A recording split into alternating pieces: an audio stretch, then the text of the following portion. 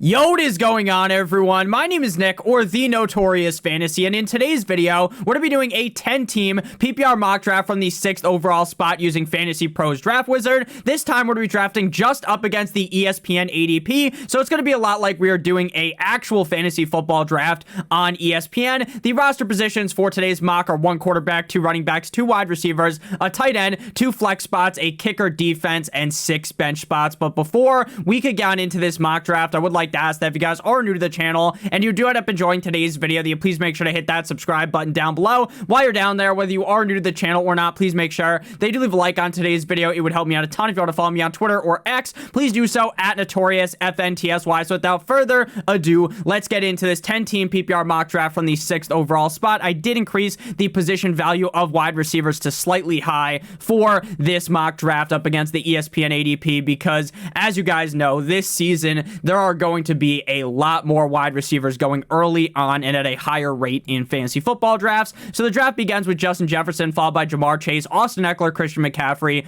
and Tyreek Hill. So my draft strategy in a 10-team league, if you have watched my videos before when I talk about 10-team leagues, you would already know this. It is to target a tight end early on in drafts, because in 10-team leagues, every single team is going to be loaded to the gills. Basically, maybe there's one team where you got the Stevie Wonder of your league, the guy that hasn't watched a football game in a decade, and their team ends up looking like a steaming pile of dog shit. But ultimately, a majority of the teams are going to be great, right? Everyone's going to have these great running backs. Everyone's going to have these great wide receivers. But the positions where you can actually kind of get that edge up on your opponent is quarterback and tight end. In the first round, Travis Kelce is a huge target of mine. Now, if I'm pick 1 through 5, if I'm being honest with you, I'm probably not taking Travis Kelce. The 6th pick, though, is where I feel comfortable. For me, it is between him and Cooper Kupp. You can definitely make the argument for either of them, but we are going to go with Travis Kelce in this draft. Again, if you are past pick 6 or pick number 5, I would say, then you need to be looking towards Travis Kelce, right? If Travis Kelce falls to the 8, the 9, the 10 spot, to me, he is an insta-click. I don't even have to think about it. Here, we can kind of debate between Cooper Kupp and Travis Kelce, but for me, having that positional advantage is just so important in these 10-team drafts. It is even more important in 8-team drafts, and again, I have been someone that has been talking about not really wanting to draft a quarterback in the 2nd round, right? Loving all of the talent that is available in the 2nd round, especially in 10-team leagues, right? There is just so much skill players still available here. Tony Pollard, 9-inch Nicholas Chubb, A.J. Brown, Garrett Wilson, Jalen Waddle, Chris Olave, Devontae Smith, Josh Jacobs, Jonathan Taylor, depending on which team he's going to go to. Now, Jonathan Taylor is now actually able to request a trade. So the question is, leave it down below in the comment section. Which team will Jonathan Taylor play for in 2023? Now, one of the answers could be the Indianapolis Colts, but I think if he's on the Indianapolis Colts roster by the start of the season, then he is just going to say, oh, my leg hurts, pal, and I'm not fucking playing. Now, if I was Jonathan Taylor, I would just keep playing. The running back market may pay you if you're fantastic. Now, I know it doesn't seem like Irsay wants to pay Jonathan Taylor right now, but maybe when push comes to shove a couple years down the line, maybe he will end up paying him. I don't know. If I was Jonathan Taylor, I would just keep playing, but that's just me. Again, I do understand the principle of that. I don't know what team Jonathan Taylor is going to go to. As a Dolphins fan, my hope is that he goes to the Dolphins, but it would absolutely murder all of my Devin A. Chain, Raheem Mostert, Jeff Wilson takes, which are that I like all of them in the draft. One of them is probably going to end up being valuable, so why not, if you're in a couple of drafts, just take shots on each of them. If you're in a couple of different drafts, if you're just in one draft, my main target would be Devin A. Chain, but he is still dealing with that shoulder injury right now, but appears to be good to go by week 1, and if he's not, it should be a couple weeks into the season. So we got Monsieur Travis Kelce. Again, getting that early quarterback could be helpful as well. We could go for the Patrick Mahomes, Travis Kelce stack. I think by the time things swing around back to us in the third round, there is no way, based upon ESPN ADP, I did some research on their average draft position before this draft, that we are going to get him. So this time, we are going to do something a little bit different, switch up the position, stop doing missionary here. We're switching to doggy style, and we are going Patrick Mahomes here. We are stacking Pat Mahomes and Travis Kelce. Now, I have Jalen Hurts and I have Josh Allen ranked ahead of Patrick Mahomes, but at the end of the day, getting this stack, this is the best stack in fantasy football.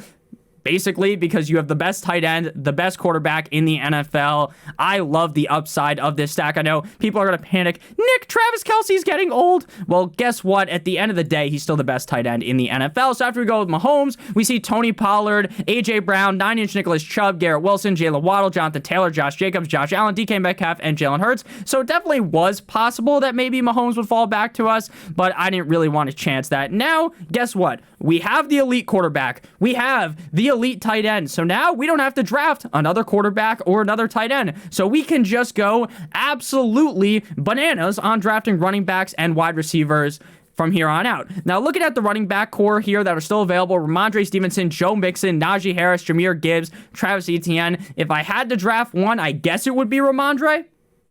But you got to understand, while this is the middle of the third round in a 10-team league, this is the second pick in a 12-team league in the third round, and I don't really feel comfortable taking Ramondre Stevenson that high. Now, maybe you could debate it. I don't necessarily think it's a terrible pick, but I'd much rather go with the wide receiver upside here. Best wide receivers available: Chris Olave, Devontae Smith, Keenan Allen, T. Higgins, Amari Cooper, and Calvin Ridley. If you guys have been watching my channel for a while, if you haven't, make sure you hit that subscribe button down below. You would know that I have Calvin Ridley ranked as the highest wide receiver in this range. I'm a huge fan of Calvin Ridley this season. I really think the Jacksonville Jaguars are going to take flight as one of the best teams in the National Football League, but ultimately, we are going to play the ADP game, right? We are going to risk getting Calvin Ridley because we know that the ADP on ESPN is as fucked up as Michael Strahan's teeth. So we are going to go with a wide receiver here. Chris Olave, Devontae Smith, Higgins, Allen, any of them would be acceptable. I do have Devontae Smith ranked the highest. I get the argument for Chris Olave, but I am still legitimately worried that when push comes to shove, if Michael Thomas was to stay healthy, I really think that Chris Olave might end up as a bust at ADP. Now, maybe he won't suck. He won't sink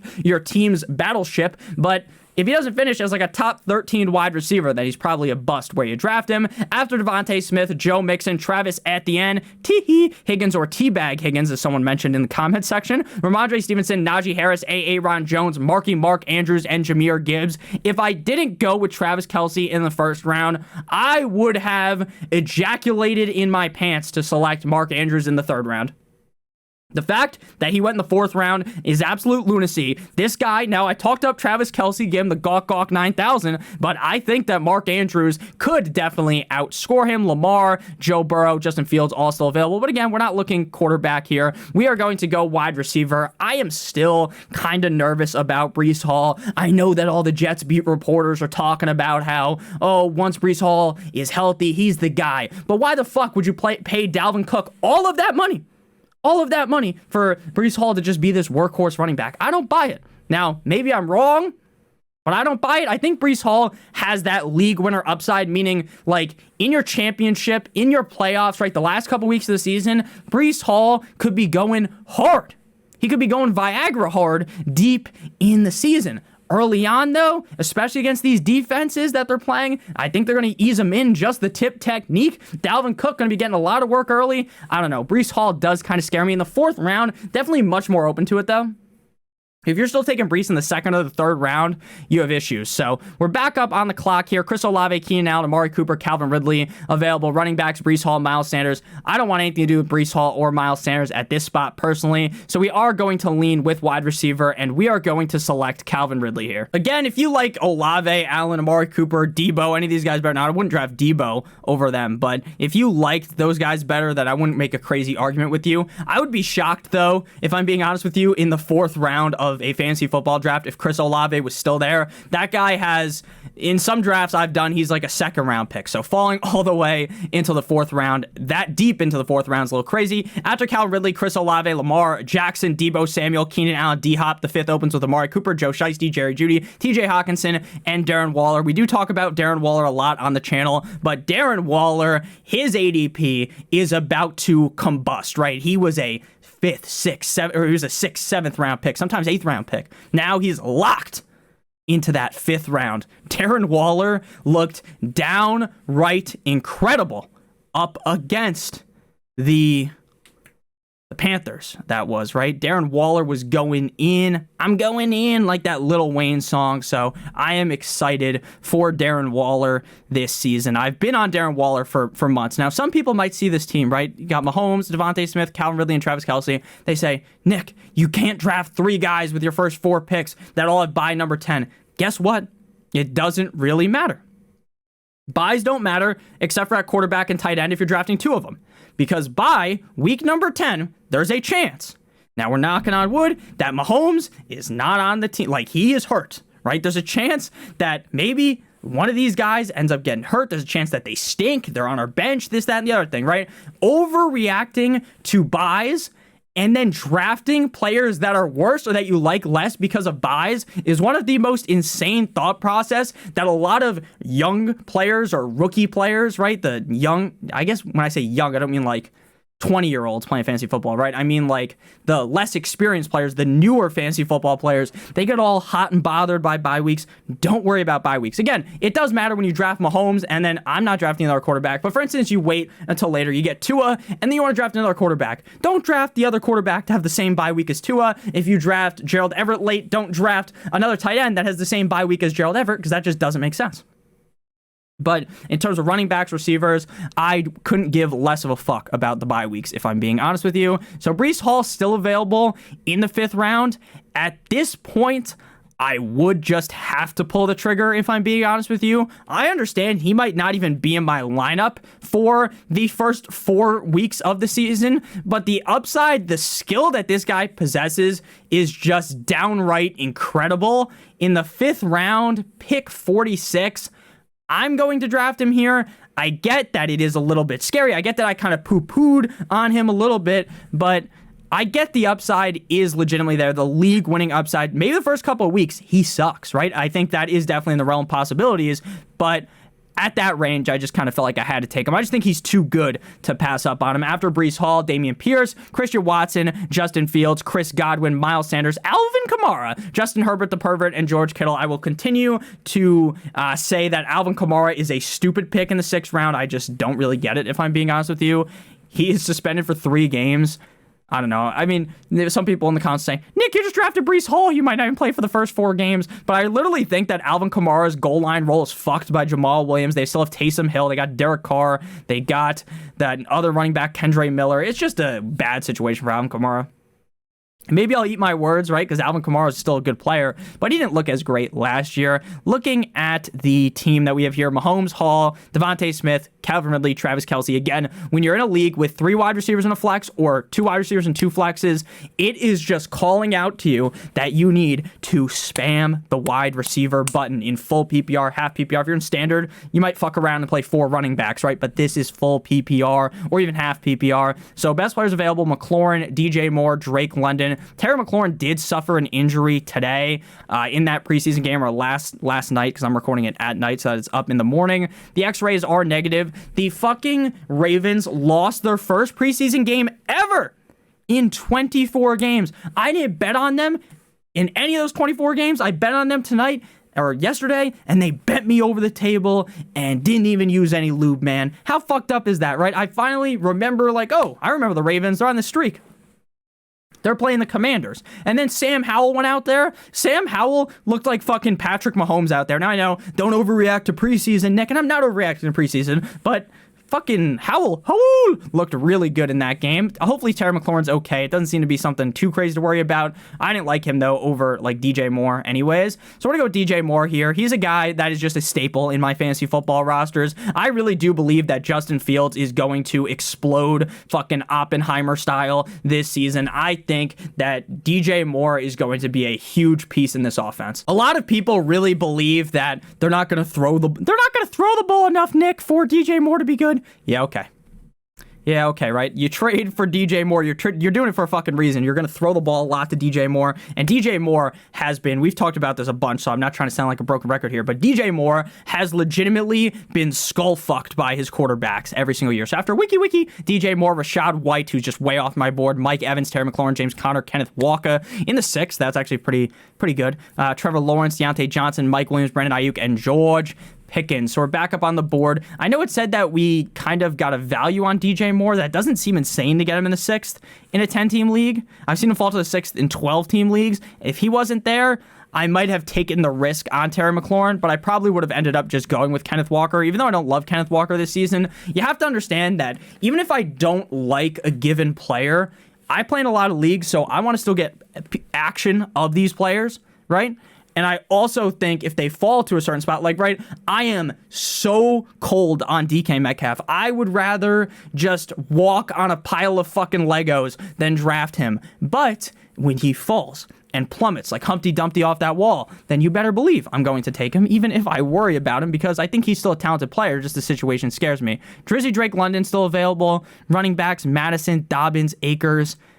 Akers might be getting hit with the 619 Rey Mysterio because I've heard maybe Jonathan Taylor could go there.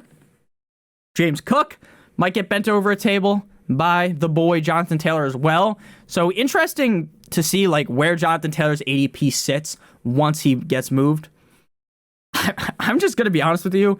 When there's unknowns, I just kind of stay away, right?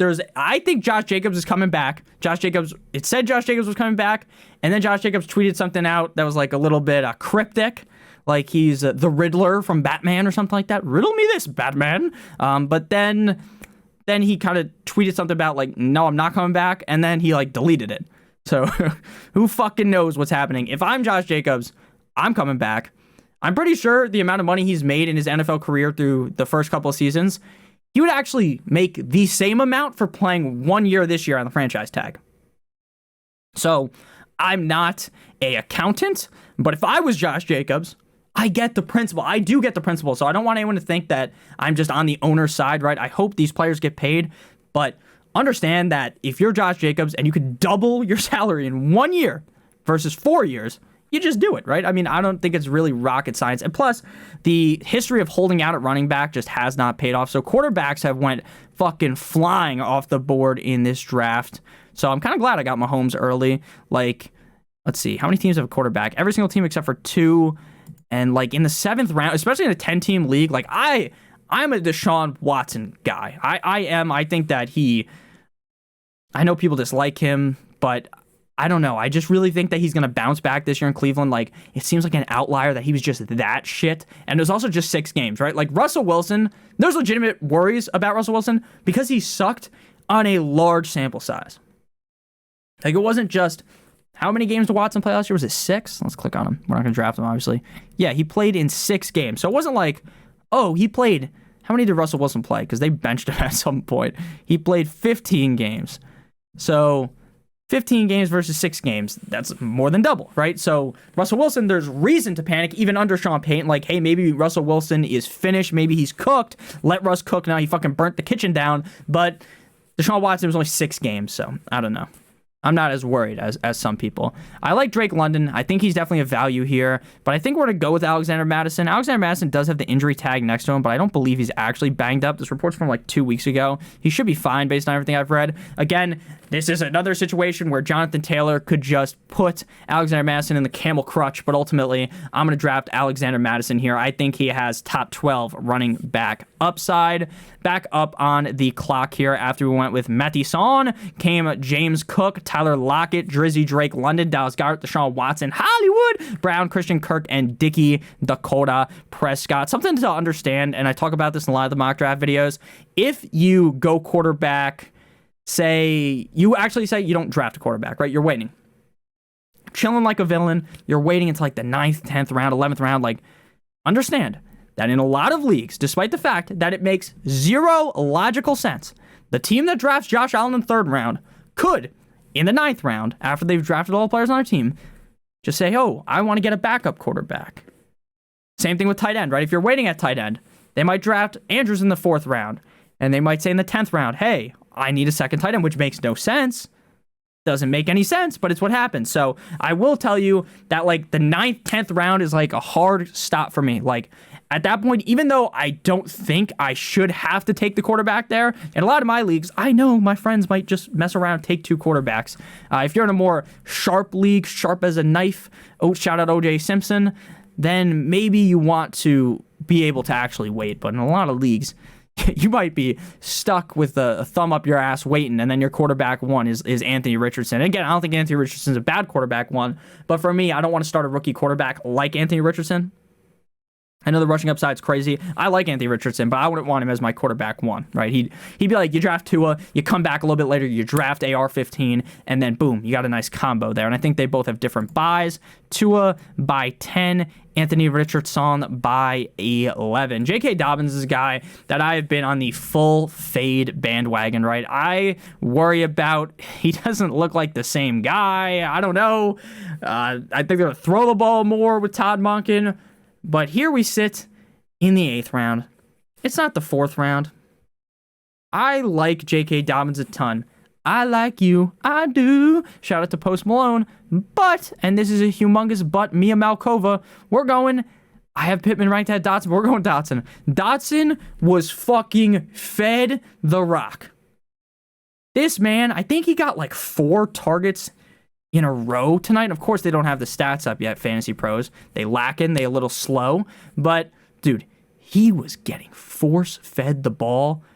Terry McLaurin should be good, but, dude, Jahan Dotson, he's got that it factor. He spiked towards the end of last season, and I am just aroused with the pause of drafting Jahan Dotson this season. I think Jahan Dotson is going to have a humongous big second year in the NFL. After Jahan Dotson, Cam Akers, Dalvin Cook, Isaiah Pacheco, Michael Pittman, Treylon Burks, JK, just kidding, Dobbins, Devontae Williams, Brandon Cooks, Niners defense, and David Montgomery. Important to note, again, Sam Howell looked kind of good. Looked pretty good. I'm not saying he's amazing. DeAndre Swift has quickly became a guy that I really liked to just being a full-on fade. Look, I think he's really good. His ADP is 69. Very nice, I like. Very nice, I like. But, dude, I don't know. This just feels like a running back by committee death saw. Like, it just feels like every week you're going to start the wrong fucking guy. You're never going to know what to do. Maybe Swift is just really good, though, and they traded for him. But I don't know. Like, they didn't trade that high of a pick for him. I don't know. This just...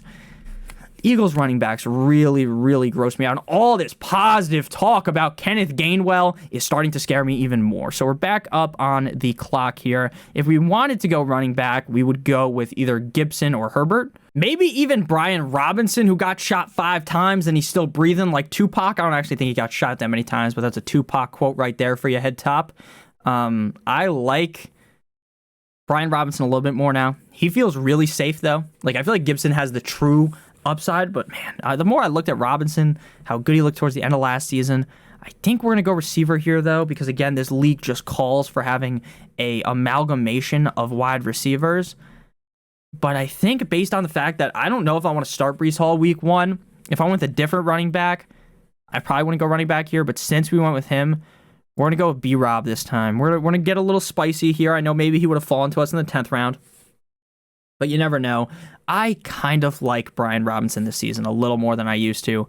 And then we might just double tap on running back here and then start spamming receivers again, because I do like a lot of these later options. Problem is, I love Jordan Addison. I love Elijah Moore. But I think we're just going to get Khalil Herbert. Again, this is another guy that could get absolutely bent over table by Jonathan Taylor. Get hit with the Sugar Sean fucking right hand, send you to Middle Earth. But I don't know. I still really like Khalil Herbert. We'll see. We will see what happens about Jonathan Taylor. Maybe he just doesn't get traded and he sits out the whole season. We shall see. So after Khalil Herbert, we see Dallas Cowboys, A.J. Dillon, Jordan Addison, Ray, Sky Moore, Gabe Davis, Juju Smith-Schuster, Corvette. The replacements back-to-back, right? Juju goes to to New England, and then they sent his ass, Jacoby Myers' ass packing to Las Vegas. Kyle Pitts, Jamal with 2 A's Williams, and Zay Flowers, who looked pretty good in that preseason action tonight, even though they lost me my bet. Looking at our team, we don't have any Cleveland players, so the pick here for me is going to be Elijah Moore. There are a lot of people that will say, Nick, Elijah Moore has fucked me over 2 straight years in a row. I don't know if I can draft him. Well, guess what? If you listened to me the last 2 years, I would have told you to stay clear away from Elijah Moore. Do not draft. Red X, just throw it up like Des Bryant. I was nowhere near him because he was on the Jets. Nick, Deshaun Watson's bad too. I don't know, man. I really think Deshaun Watson's going to bounce back. Dude, the quarterback situation in New York for the Jumbo Jets has just been downright terrible. After Elijah Moore, Quentin Johnston, Samaje P. Ryan, Rondell Moore, Nico Collins, Dalton Schultz, Easy E, Evan Ingram, Wiki, DJ Chark, Baby Chark, do. He's not Wiki, that's Wiki, DJ Moore, and Jerick McKinnon back up on the clock here. Probably going to go wide receiver yet again. Tua falling super deep would be sick if we didn't already have Pat Mahomes. Again, we ain't drafting a backup quarterback. We're not drafting a backup tight end. We are going to go here with Kadarius Toney has fallen greatly. I don't like Kadarius Toney at all. I have not drafted him once on any of these videos. I have besmirched his name. I have talked down upon this guy. I've basically taken a metaphorical piss on the guy's grave. But he can never stay healthy. He's already dealing with injury. Andy Reid, the Kool-Aid man, says he's good to go for week 1. I don't know. I mean, he's definitely risky, but it's the 12th round, so I'm willing to take the shot, right? Maybe I got the Pat Mahomes, Kadarius Toney, Travis Kelce threesome trio death stack that is just torching the league, right? Or maybe Kadarius Toney's a guy cut 2 weeks in the season, which I think is more likely, but I talk about this a lot as well. The later you get in the draft, the deeper and deeper you get in there, the more you should be willing to take risks, right? You don't win your draft in the 12th round drafting some guy that you know is just safe, right? You don't win, in reality, in like a 10-team league, you don't win drafting Tyler Boyd, right? Every team's stacked. What the fuck is Tyler Boyd going to do for you, right? Whereas there's other receivers that might be more risky, like Jameson Williams, who I don't even really want to draft because he was suspended for 6 games. But imagine Jameson Williams isn't suspended for 6 games, and he's going kind of late. He would be going late right now because he's been struggling in training camp, struggling in preseason. Sure, Jameson Williams, if he wasn't suspended, might just be a complete and utter bust. He might be terrible. But when you draft them late, the risk is mitigated by that, right? Because you can just cut them a couple weeks into the season. Jameson Williams is one of those prime guys that people will draft and then cut him 2 weeks in the season. So my suggestion about Jameson Williams is if you like Jameson Williams like I do, and you're in a league where you can't put him on your IR, suspended players can't go on the IR. Some leagues you can. I think NFL you can. Could be wrong, though. Maybe they changed that. I don't think ESPN you can. But you draft the guy, and someone puts him on their bench, then they're going to cut him, and then you could just add them like 2 weeks before he comes back. So he's suspended for 6 games. Week 5, you pick him up, right? And then you just hold him on the bench for 2 games, and then you can play him. Or maybe just wait until he comes back. But then if you're in a fab league, like, you're going to have to blow your fab load to get him, because people will, by then, be talking about him, right? The waiver wire show thumbnail for week 7 will be Jameson Williams. I don't know, when do they have their bye week? So maybe it won't be week 7? They have their bye week done. Week 7 waiver wire thumbnail, I can almost guarantee you right now, is going to be a picture of Jameson Williams. So make sure you guys are subscribed, hit that like button, because not only do I fucking go fast and furious, fucking Vin Diesel style with these videos that I post a lot, we post during the season as well. There's going to be a lot of videos every single day to help you guys win your league, right? So I'm not just helping you in the draft season. It's during the regular season as well. You don't win your league in your draft. You can lose your league in your draft by just drafting like an absolute buffoon, but it's hard to win your league in your draft. There's so much that goes into the waiver wires, the trades, the in-season, actually editing your lineup. So we're back up on the clock here. All right, we need a running back. We have 1, 2, 3, 4, and our running backs are definitely risque, as they would say. I'm starting to worry about Damian Harris. Starting to worry bad about Damian Harris. I think we're going to go Devin A-Chain here, even with the injury. Considered week to week. Seems like he's avoided anything severe. I'm going A-Chain. I like the upside of him. He's just one of the more interesting backs in fantasy because one of these Dolphins backs could end up actually taking over and just being a straight up league winner. I don't think that's what will happen though. I think it's going to be more likely that like A-Chain has like 4 good games. Assuming Jonathan Taylor doesn't come, then Jeff Wilson has like 4 good games. Mostert has like 4 good games. And then the rest of the games, right? 4, 8, 12. Then the other games, is just like, oh, Jeff Wilson has like 8 points, Mostert has like 7 points, and then A-Chain is like 11, right? And then none of them really had a great game, but they all had okay games. But you don't want to be starting someone that's getting like 11 points in fantasy in reality, right? So we're going to go with the final dagger into this team's chest here. Shout out Julius Caesar is going to be, his salad is great. Let me add you on that. I know I look a little bit chunky, little tubby out here. Shout out Los Polos, but I do like salads at the end of the day.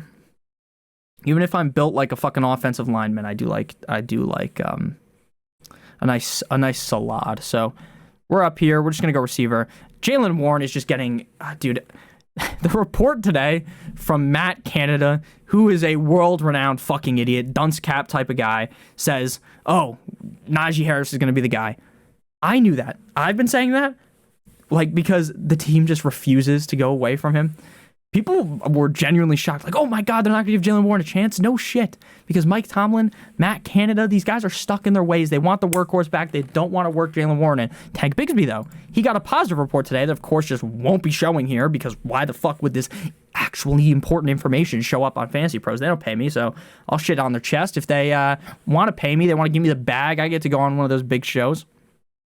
Send me the money, send me the check. I'll be there in 4 seconds. But, yeah, Tank Bigsby is going to get actual opportunity. So we're on the clock here. We're going receiver, though, and I don't want to sit here and dilly-dally. We never draft Adam Thielen, and we're to draft Adam Thielen here. I think he's over the hump, if I'm being honest with you. But there's a chance that he just sees 150 targets in this Panthers offense. Like, whether I like it or not, I think there is a chance that happens. After we went ahead and drafted Mr. Adam Thielen, we see Michael Gallup, Jaylen Warren, Tank Bigsby, Roshan Johnson, Donta Foreman, the Eagles, Kendre Miller, Chuba Hubbard, Cole Kmet, Tyler Higbee, and then we're going to go kicker and defense. Let me be honest with you. While we're going to be able to get Justin Tucker here, there's about a 0% chance Justin Tucker is available in the 15th round or your final 2 rounds of 99% of drafts because there's always that guy that takes a kicker early. My dad's friend who actually passed away, Jarrell, he was in our fantasy league. He would always do the thing where he just drafts like a kicker in like the 7th round. Like, and he says, oh, shake it up the draft. I'm going to draft this kicker in like the 8th round. And I always thought it was funny. I always thought it didn't make any sense. But he was a pretty good fantasy player. So I guess at the end of the day, while I would never do it, like you can take a quarterback 101 and still win your league, right? Other things work. So shout out to Jarrell, Commanders fan. I'm going to be wagering a decent amount of money on the Commanders week 1 because of Jarrell. I think that it's just destiny that they're going to win. And it was also destiny tonight that they won. And I should have known that they were going to end the streak. So after Justin Tucker, so shout out to Jarrell. If you guys go back, you can actually watch the old draft videos where he's a part of the league. He did not play in the league last year. Obviously cannot play this year, sadly. But rest in peace to him. He was a great guy. So after Justin Tucker, Kirk O'Chains, Tyler Boyd, Jerome Ford, Tyler Bass, Patriots defense, Evan McPherson, Daniel Carlson, and Harrison Butker. And what I was saying is those old draft videos where I'd recap the draft, you could actually go back and see like him drafting like an absolutely insane person. But very funny. Something funny to bring out. So looking at the defenses. So you want to draft defenses playing a not-so-hot opponent week 1. The Ravens play week 1 of Stroud. Week 2 against Cincinnati, drop them like it's hot, like the Snoop Dogg song. But week 1 against Houston. And then every single week, I'll make defense to stream video. I think I got to make the defenses to draft video probably this week, if not early next week. And then I'm going to hit you week 1 again. Fucking Mike Tyson right hand to the skull, to the domicile with defenses to pick up that are lower owned. Now, ownership in fantasy football is like almost fake, right? Because you go to ESPN, a player might be owned in 20% of leagues. You go to NFL, it's 30. Yahoo, it's like 4%, right? So the ADP, not the ADPs, the ownership on every site is different. The ADP on every single site is different as well. So based upon the fact that we just drafted up against ESPN ADP, ESPN might be the easiest platform to draft on. Now, I hate the fact that they don't have a fucking draft board. But the ADP is so bad. Like, we just dominated this draft. Like Shaquille O'Neal in the paint. Like fucking Lonzo Ball back at UCLA, baby. 85 out of 100. This is 105 out of 100. Quarterback, Pat Mahomes. Running backs are Breece Hall and Alexander Madison. Receivers are Devontae Smith and Calvin Ridley. Tight end, Travis Kelce. Flex, DJ Moore, Jahan Dotson. Defense, Ravens. Kicker, Justin Tucker. Double Baltimore on the squad. Brian Robinson, Khalil Herbert, Elijah Moore, Kadarius Toney, Devin A-Chain, and Adam Thielen. So thank you guys all so much for watching. Make sure you guys hit that subscribe button down below if you did enjoy. Make sure you leave a comment again. What team is Jonathan Taylor going to be on come week 1? Let me know in the comments. Love you guys all so much. Have a great one. See you guys a little bit later with another video. I don't have the idea yet, if I'm being blatantly honest with you, but something that's going to be good, right? All the videos are good. At least I enjoy making them. I love you guys genuinely. Let's hopefully get to 25K subscribers by the end of the week, if not early next week. I do love you guys genuinely. It means so much to me. So make sure you guys all have a great one. Make sure you tell your loved ones that you love them. Have a great one. Good boy.